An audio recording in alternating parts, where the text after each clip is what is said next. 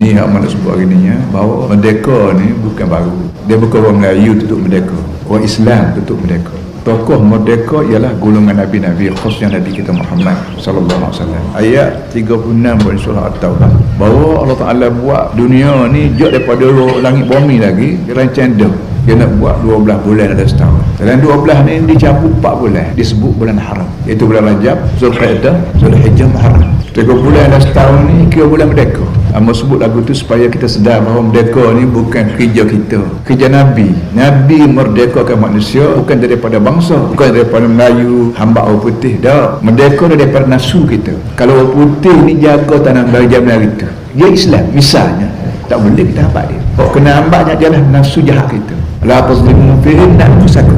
Oleh itu Tuhan kata, mu jangan hanya dirimu sendiri. Tengok jauh beza di antara anjuran kemerdekaan Islam dengan anjuran kemerdekaan hak manusia buat.